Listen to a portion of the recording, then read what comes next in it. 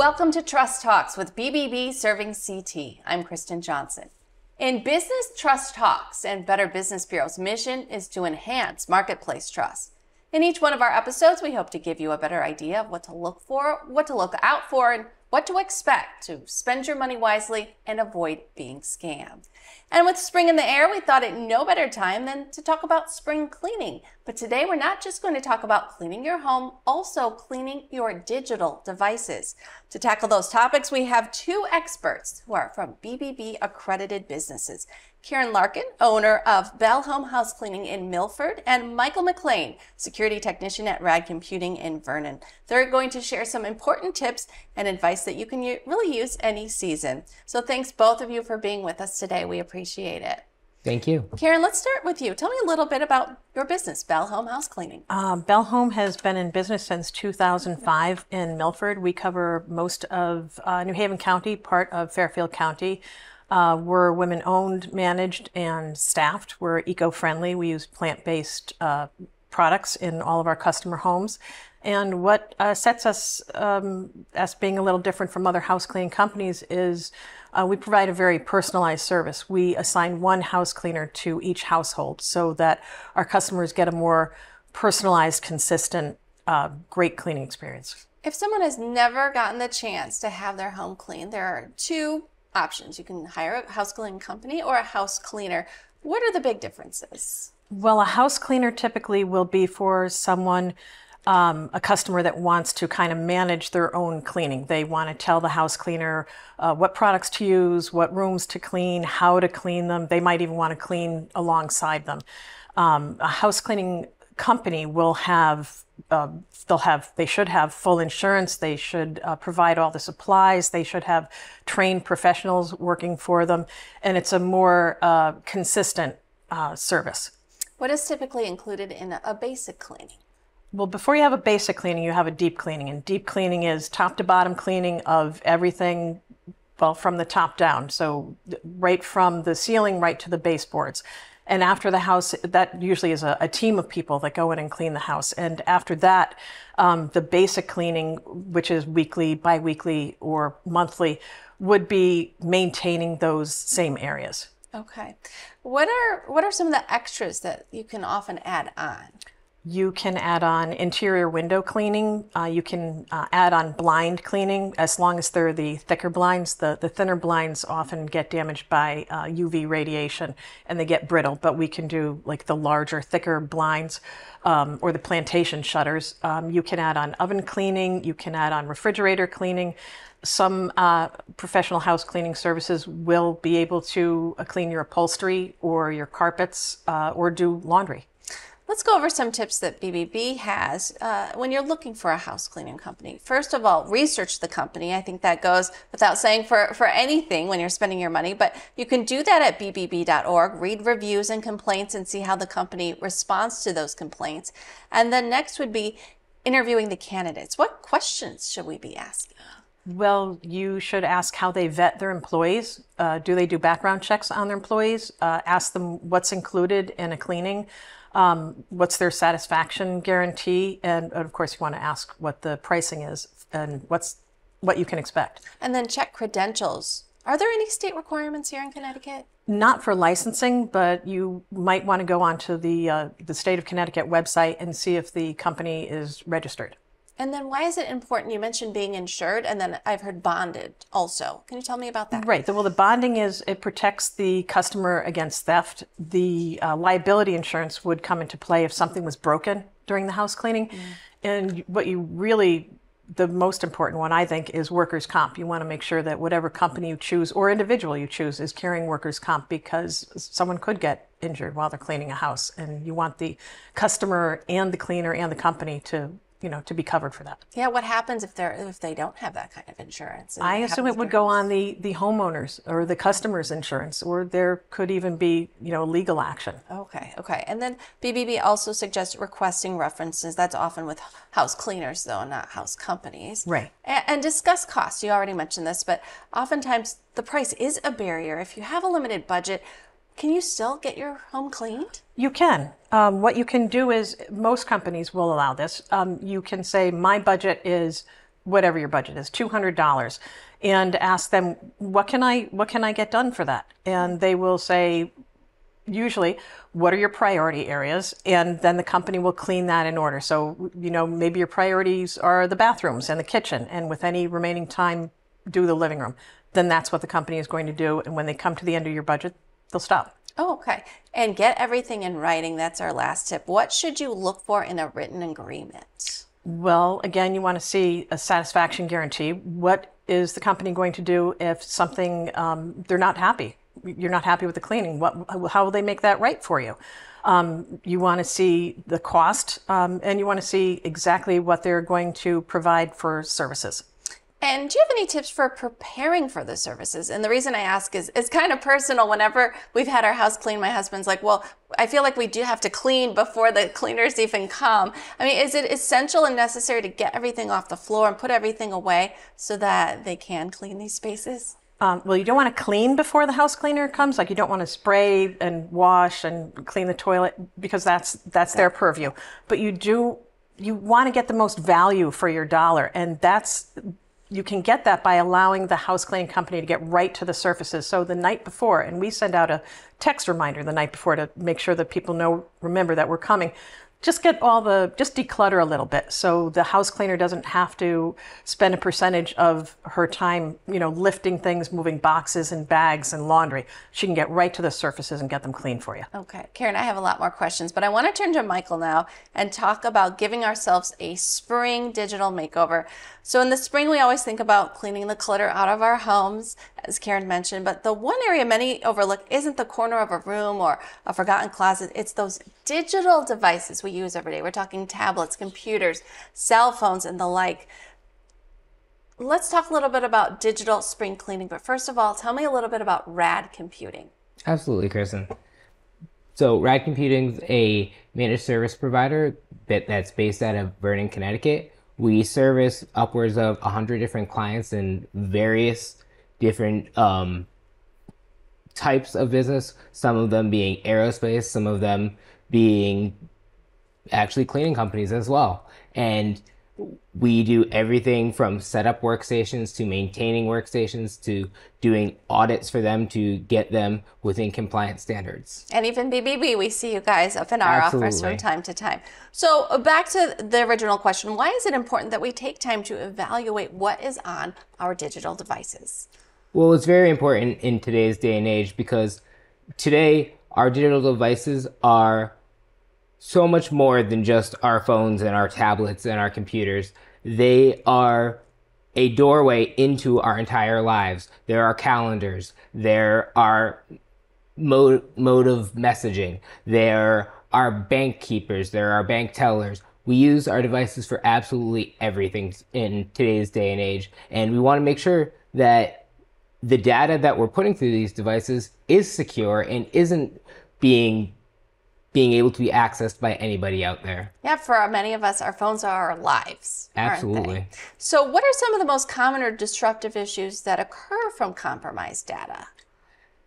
So this can be ever varying, and it's always waxing and waning in the effects that it can have on an individual.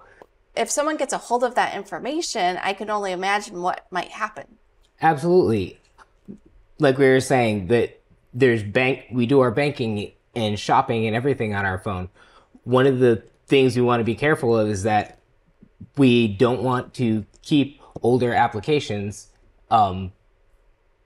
installed and active on our phones. And the reason I say that is because older applications could be initially put out by one company that is very reputable, but 5 years down the line, you don't know who owns that application anymore. And you don't know who has those rights and permissions that you initially granted to one company to access those parts of your phone and that data that's stored on your phone.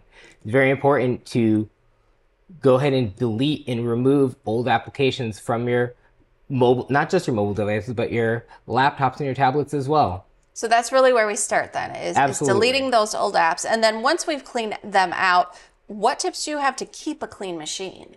To keep a clean machine, we want to make sure that you regularly go through and do the operating system and and firmware updates, which with Windows, which most people use nowadays, is just a couple clicks. You go into settings, go to update, and you update it. On our phones for Android and iOS, you just go to system updates and you make sure that you're regularly going through to update those devices, because as security flaws come out and come to light, the vendors go through and they patch those security issues and they fill in those holes so that threat actors can't access that data so further. those updates that we're constantly seeing, we shouldn't be ignoring them. No, absolutely not.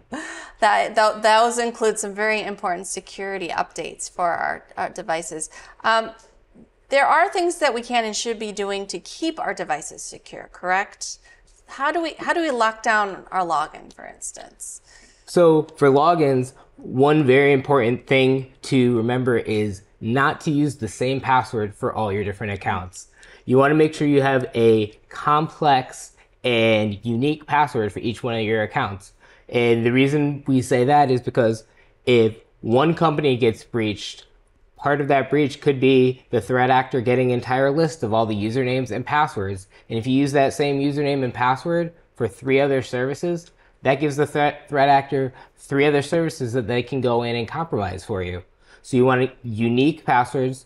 We like to recommend 14 to 16 characters long. We want them randomized, so you don't want them just your first name, last name, or password 123. Those are very compromising passwords to use because they have password lists that throw those out so that threat actor can run through an entire list and try all those passwords to log into your device. Interesting. I've heard using like a passphrase, like maybe lyrics to your favorite song or an inspirational quote.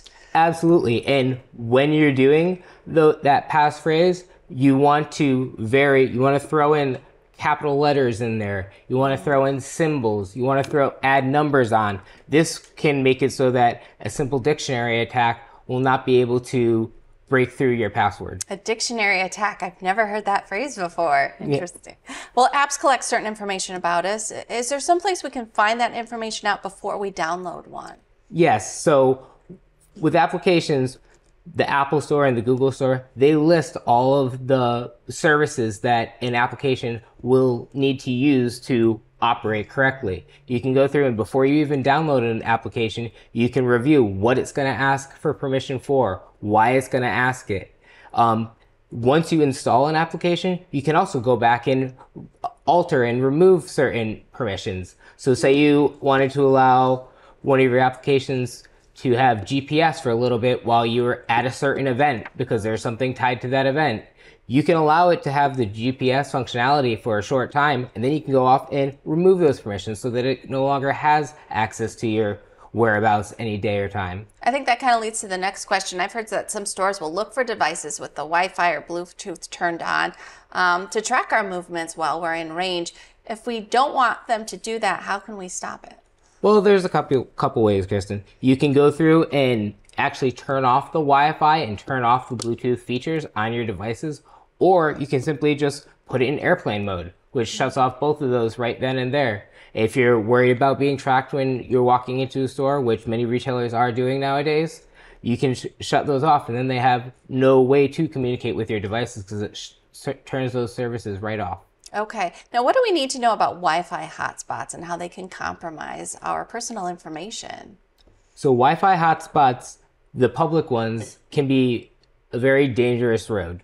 The reason I say that is because when you connect to a hotspot, it's offering a bridge from your device to the internet. Now, if you don't have control of that bridge and you don't know who does, they can be going through and siphoning off all your data right through your connection to that bridge. One of the ways to circumvent this is by using a commercial grade VPN service where it will encrypt all of your traffic back from end to end. So before it even connects to the internet, it encrypts it all and then decrypts it on the other side where it's connected to one of those companies' servers. Interesting. So we talked about what to do with our devices, but what about old devices that that we don't want anymore? I've heard of shredding paper. What does it mean to digitally shred a device? So digitally shredding, it's a little bit more complicated than just shredding paper. In today's day and age, one of the things we do at RAD is we do a DoD wipe. And what that entails is we not only wipe the device, but then we rewrite over the hard drive and all of the data on it. And we do this back and forth 3 times. And the reason we do this is because even once you erase data, if there's not something written over it, it can be brought back. It can be recovered. Once we go through and do the 3-pass DoD wipe, we also go ahead and drill a hole through the hard drive, essentially acting like our paper shredder to completely destroy any chances of recovering data from that device. Okay, I was picturing people with hammers, like hammering the old equipment. And then what are our options of getting rid of old devices once you do that? So there's a few options. At RAD, we take our clients and other people's old devices if they're looking to get rid of them, because then we can go ahead and we go through that process and we pull out all the hard drives out of all the computers, out of all the, well, you probably didn't think of this, but also all the printers. Many printers nowadays have hard drives in them that we have to pull out and erase and then drill. There's also drop boxes outside of some reputable electronic businesses where you can drop off your old devices. Before dropping them off, I would implore people to do your own wipe first, just because you don't know who may be pulling your device out of that basket. So no matter what, don't send it to the landfill. There are other Absolutely options. Absolutely not. You can sell it, you can maybe trade it in, but Absolutely. definitely wipe it first, give it away, recycle it, or have it destroyed. Is it true that failed drives still contain data? I mean, you said that you wipe them 3 times, so that would be a case, I guess, where if the drive has failed, it might still have data unless you drill that hole. Yep, and what happens is data is stored usually multiple times on a drive, all throughout the drive, so that it becomes redundant. So if something does happen to one section of the drive, you don't lose all of your data. So just because one section of the drive is faulty or failing doesn't mean all that data is gone. And there are certain applications and programs out there that are made specifically for pulling out data from those corrupted and damaged drives, and which comes into play with the whole landfill incident. Like you were saying, people just throw out devices, not because the hard drive says it's failed. They think, oh, well, the data's all gone. It's not necessarily gone. That's why we implore people to do the DoD wipes and to bring them to a certified location so that they can be drilled out, so that they don't have to worry about their data ending up in only who knows his hands. And that's particularly important, I guess, for individuals and for businesses. I was going to say for businesses, especially because they have a lot of information that they may not want to share with the rest of the world. Absolutely. Or have someone get their hands on. Okay, well, thank you. You've taught me a lot today, Michael. I appreciate it. Let's turn back to house cleaning. I have a couple more questions. We have some time. A lot of people, Karen, work from home these days. Is it important, or do the cleaners at least prefer that we leave while they're cleaning our homes? I don't think so. I really don't think so, because over 50% of our customers work from home now. Everyone is hybrid. And the customer just goes to a room that we don't need access to, like, they'll go to their office and then they'll just switch out when the cleaner needs to clean that area. What steps should we take if we're not going to be home to keep our belongings secure? Well, you want to keep things where they belong all the time. So if you have jewelry, your jewelry should go in your jewelry box. If you have money, it goes in your wallet. If you have something that doesn't have a place, then you should put it in a drawer, because the house cleaning company won't access drawers. And as I told you before, like, if some people have weapons in their homes, and you should absolutely secure those. We went to change linens on a bed one time, and she lifted up the pillow and there was a handgun under the pillow. So those should always be secured, even if your cleaner isn't even if she isn't coming, you should always keep those kind of things secured. And speaking of keeping belongings secure, what about pets? Pets, we're pet friendly. Most house cleaning companies are pet friendly, but if you have an aggressive pet, absolutely put it in a crate or someplace that the cleaners don't need access to, like maybe a basement or an office. And even if you have like a rescue dog who may appear to be very shy, sometimes when a new person comes into the house or someone is vacuuming or doing something that's loud or moving around a lot, they can become aggressive. So we tell people, even if you have a very sweet rescue pet, you might want to just put her away just for the duration of the cleaning. Good tip. What about tips? Do house cleaners expect to be tipped? They don't expect to be tipped, but they definitely appreciate being tipped. And I think people should tip for personal services like house cleaning. Okay. And Michael, a couple more questions. How do we stay cyber aware? So security nowadays is a process. It's not really a product. So being able to stay cyber aware, just like technology, is almost ever changing and ever adapting and ever growing. A lot of media places, they'll put out alerts when breaches happen and when pertinent updates come out to secure and protect their clients. You want to make sure to keep up with those. Just like we said with the updates, a lot of times vendors will send out notifications. They'll send out emails. They'll do news or blog posts. You want to try to keep up to date on all of that stuff, because that's how you'll find out, oh, this super dangerous breach happened and now my data may be compromised. First thing you should do if you were to be in one of those situations is go ahead and change your passwords. Set a new unique and unidentifiable passwords so that so if they did happen to get your data, they no longer have access to your account or your data. Yeah, it's really scary out there, and it seems like the scammers are always one step ahead, which is why it's really, as you said, important to just be aware and pay attention to those alerts. We've also seen an increase in scams since people started working from home. Do you have any advice of what people should do if they're in those situations working from home so they don't get hacked? Yeah, absolutely. One very pertinent thing that I could say is think before you click. A lot of times we see spam and phishing emails come through where we don't know the sender, or the sender has a similar email address to somebody that we know, but it's not the same. And it's just showing up because our address book thinks it's the same, even though instead of Jeff@gmail, it's J3FF@gmail.com. You want to make sure you double check before you click any links or any attachments that are attached to emails that you're receiving. Another very important tip is whenever you're handling anything financially related, if you get a request to change a payment or to change where you're sending a payment to, validate that request. Call the person. Use another form of messaging or calling outside of that email to verify that that person actually wanted you to change where you're sending those funds, and that the number that is in that email matches where they're looking for it. Yeah, one of the biggest scams last year hitting businesses, according to BBB Scam Track, was those fake invoices and those requests for payment that didn't actually exist. And if people had just asked their boss, hey, pick up the phone and say, hey, did you really request this? They would realize that it was could have circumvented a lot of it. Yeah, it was a scam. Karen, you talked a little bit earlier. We talked about how people are working from home now. I want to go back a couple years because, COVID obviously had a big impact on the cleaning business. It had a big impact on your business, I know.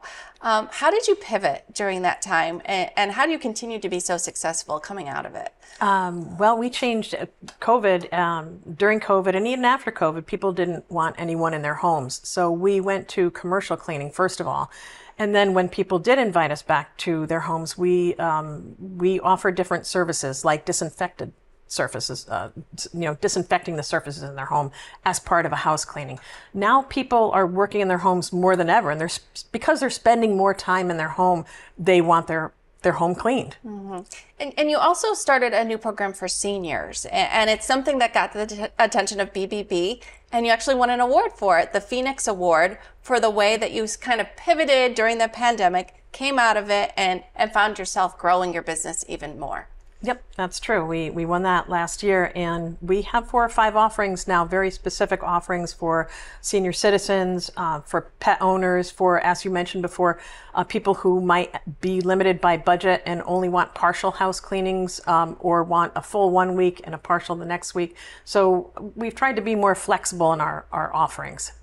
And you've been accredited for now 5 years with Better Business Bureau. Tell me what that accreditation means to your business and what you hope it says to your clients. It's been very useful for us, not just for existing customers, but really more for prospective customers, because it shows them that we're a serious, honest, ethical business and that we take customer service and customer satisfaction very seriously. And same question to you, Michael. Rad Computing has been accredited with BBB for about a dozen years now. How does that accreditation help Rad Computing, and what do you hope it says to your customers? I think it shows to, like Karen said, to even our prospective customers that we take this all seriously. We take our customers' needs seriously, and we have a great third party going through and actually verifying that, yes, they've seen that we take it seriously, and we have a rating that goes along with that. The small businesses are the heart of our local economy, and the great thing about the Better Business Bureau is it offers a peek into the window for each of those small businesses so that two small businesses can partner together, and they know that they're partnering with a reputable and well-standing business to get services done and to work together to serve the needs of the community.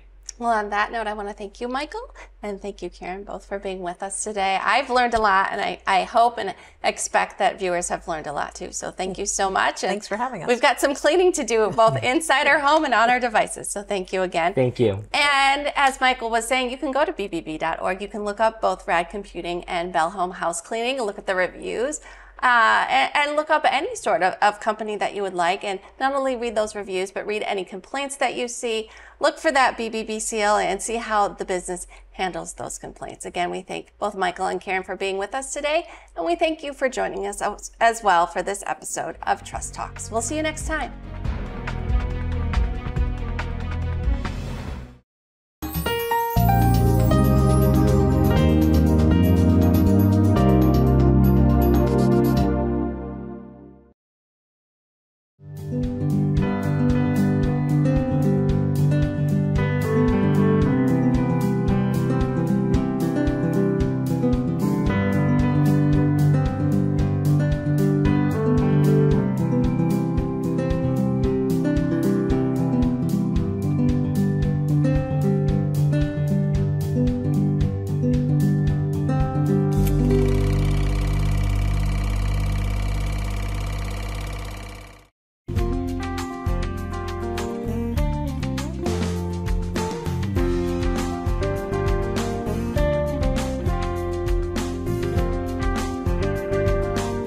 Follow us on Instagram at nutmeg.tv.